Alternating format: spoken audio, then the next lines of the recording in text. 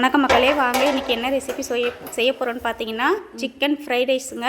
ரொம்ப சிம்பிளாக டேஸ்ட்டாக வீட்லேயே நம்ம செய்யலாங்க. எப்படி செய்யுதுன்னு பார்க்கலாம் வாங்க. நம்ம ஹோட்டலெல்லாம் போனால் இரும்பு கடாய் வச்சு செய்வாங்க. நம்ம வீட்டில் அந்த பாத்திரம் இல்லாதனால பிரியாணி செய்கிற டபராவே வச்சுக்கலாங்க. எண்ணெய் தேவையானாலும் ஊற்றிக்கங்க. எண்ணெய் காஞ்சிட்டு வருஷமாக கட் பண்ணி வச்சுருக்கேன். வெங்காயம், பச்சை மிளகாய், கறிவேப்பிலை சேர்த்துக்குங்க. உங்களுக்கு காரம் எந்த அளவுக்கு தேவையோ அந்தளவுக்கு பச்சை மிளகாய் சேர்த்துக்குங்க.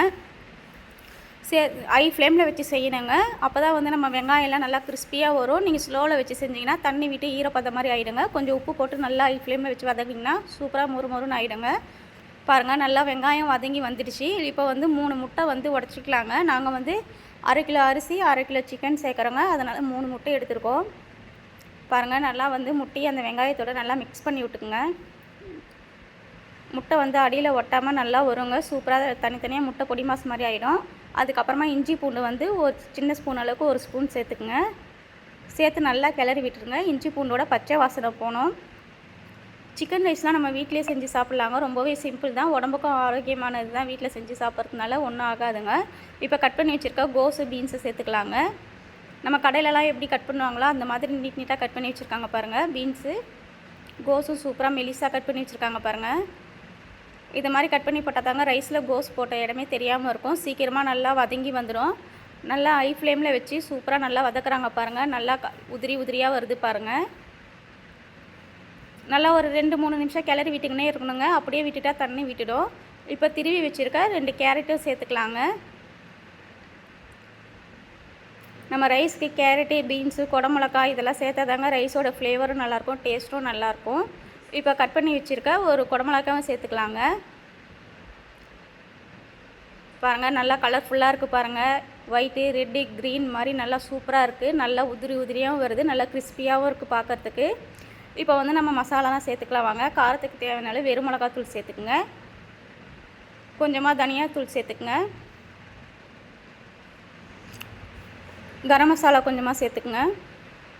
உங்களுக்கு காரம் எந்த அளவுக்கு தேவையோ அந்த அளவுக்கு மிளகாத்தூள், பச்சை மிளகாய் சேர்த்துக்குங்க. சேர்த்து நல்லா கிளறி விட்டுருங்க. பாருங்கள், சூப்பராக வந்து நல்லா ட்ரையாக வந்துடுச்சு பாருங்கள். அதுக்கப்புறமா சீரகத்தூள் கொஞ்சமாக சேர்த்துக்குங்க. சோம்புத்தூள் கொஞ்சமாக சேர்த்துக்குங்க. இதெல்லாம் போட்டால் தாங்க ரைஸ் வந்து ஹோட்டலில் வாங்குகிற ரைஸ் மாதிரி இருக்கும். பாருங்கள், நல்லா கிளறி விட்டு நல்லா உதிரியாக வந்துடுச்சு பாருங்கள். இது மாதிரி நல்லா மொறுன்னு வரணுங்க நம்ம போட்டுக்கிற காய்கறிலாம். இப்போ பொரிச்சு வச்சு சிக்கனையும் சேர்த்துக்கலாம் வாங்க. பாருங்கள், சிக்கன் போட்டு நல்லா கலர்னு வாசனை செம்மையாக வருதுங்க. நம்ம ஹோட்டல்லலாம் போய் அந்த ரைஸு எப்படி கலருவாங்களோ அதுமாரி கலரும் போது அந்த வாசனை சூப்பராக வருது. இப்போ வந்து டொமேட்டோ சாஸ் சேர்த்துக்குங்க. சாஸ்லாம் ஆப்ஷன் தாங்க, வேணுன்னா சேர்த்துக்குங்க, வேணான்னு கூட விட்டுடலாங்க. சில்லி சாஸ் சேர்த்துக்குங்க. க்ரீன் சில்லி சேர்த்துக்குங்க, சூப்பராக இருக்கும். நம்ம ரெட் சில்லி கூட சேர்க்கலாம், அது வேறு டேஸ்ட்டாக இருக்கும், ஃப்ளேவராக இருக்கும். க்ரீன் சில்லி வந்து வேறு ஃப்ளேவர் இருக்கும். உங்களுக்கு எது வேணாலும் நீங்கள் சேர்த்துக்குங்க. சோயா சாஸ் வந்து ஒரு 2 ஸ்பூன் அளவுக்கு சேர்த்துக்குங்க. சேர்த்து எல்லாத்தையும் நல்லா கிளறி விட்டுருங்க. எல்லா மசாலாவும் நம்ம சிக்கனில் ஊறணுங்க. அப்போ தான் ரைஸோட ஃப்ளேவர் நல்லாயிருக்கும். சிக்கனில் வந்து நல்லா ரைஸ் இறங்குங்க. பாருங்கள், இப்போ இந்த மசாலாவுக்கு தேவையான உப்பு சேர்த்து கறிவேப்பிலை, கொத்தமல்லி எல்லாத்தையும் சேர்த்தாச்சுங்க. நம்ம ரைஸு சூப்பராக ரெடி ஆகிட்டே வருது. ரொம்ப சிம்பிள் தாங்க. பாருங்கள், அடியில் பாத்திரத்துலேயே ஒட்டாமல் இருக்குது.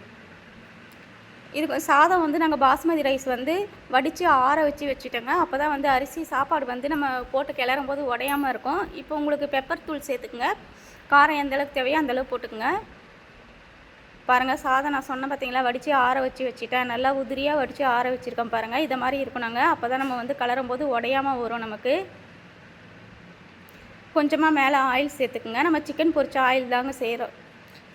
ஆயில் வந்து வேஸ்ட் பண்ணாதீங்க. பாருங்கள், சாப்பாடு எப்படி உதிரியாக இருக்குது. கலரும் பாருங்கள், நம்ம கடையிலலாம் போய் வாங்கினா எந்த கலரில் கிடைக்குமோ அதே கலரில் வந்துருக்கு பாருங்கள். நம்ம சிக்கன் ஃப்ரை ரைஸ் சூப்பராக ரெடி ஆகிடுச்சுங்க. ரொம்ப சிம்பிள் தாங்க. இந்த மாதிரி கலரிட்டு நம்ம இரும்பு கடாயோ இல்லை நார்மல் கடாயோ வச்சு ஹை ஃப்ளேமில் கொஞ்சமாக எண்ணெய் ஊற்றி நீங்கள் சாப்பாடு வறுத்திங்கன்னா அவ்வளோ டேஸ்ட்டாக இருக்கும், வாசனையாக இருக்கும். நம்ம கடையிலலாம் போய் காசு செலவு பண்ண தேவையில்லைங்க. வீட்டிலே ரொம்ப சிம்பிளாக செய்யலாம். இந்த வீடியோ பிடிச்சிருந்தால் லைக் பண்ணுங்கள், சப்ஸ்கிரைப் பண்ணுங்கள். தேங்க்யூ.